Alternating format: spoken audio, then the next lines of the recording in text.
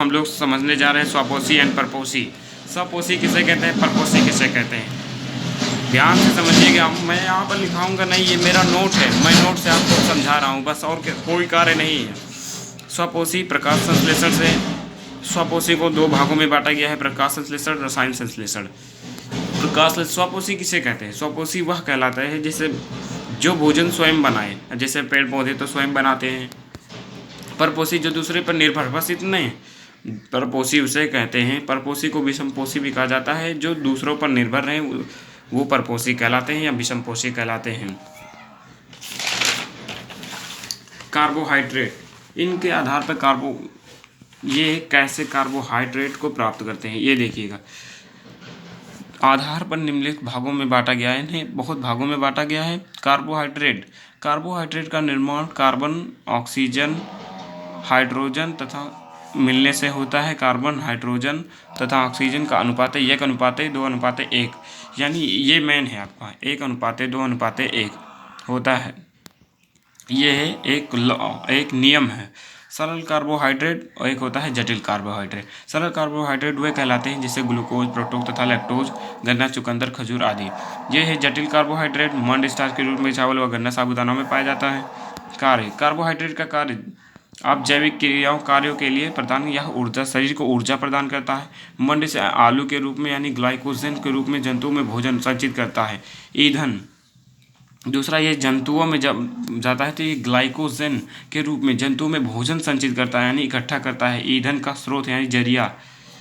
वसा तो आप जानते हैं, फैट से आप जानते हैं कि कितना नुकसान है वर्तमान समय में। इसका निर्माण कार्बन, हाइड्रोजन तथा ऑक्सीजन के मिलने से होता है, परंतु इनमें ऑक्सीजन की मात्रा अपेक्षाकृत यानी कम हो। पशुओं में यह हमें मक्खन, पनीर यानी कि वसा का पशुओं में अगर खाएंगे तो मक्खन, पनीर तथा दूध घी में प्राप्त होता है।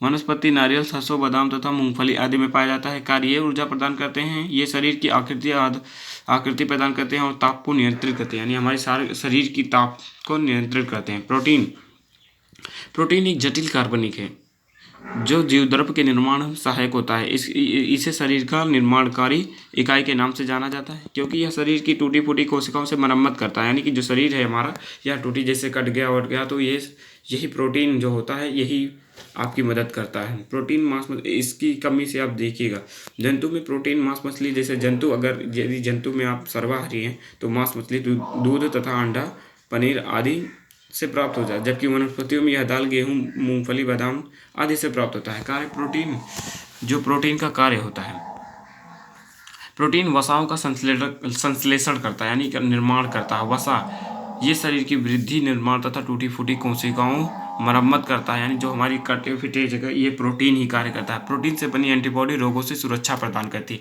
जो हमारी एंटीबॉडी शरीर है ये प्रोटीन से सुरक्षा प्रदान करती है। अगर प्रोटीन नहीं रहेगा तो सुरक्षा हमें तुरंत बुखार आ जाएगा। विटामिन, यानी विटामिन की खोज फंक ने 1912 में की थी। फंक इनका नाम था, वैज्ञानिक थे, इन्होंने 1912 में की थी।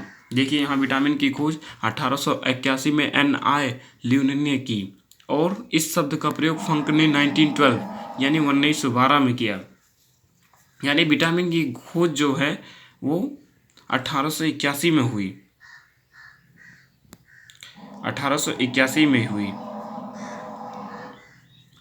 हाँ, तो वसाओं में घुलनशील विटामिन। अब हम लोग समझने जा रहे हैं कि विटामिन किसे कहते हैं।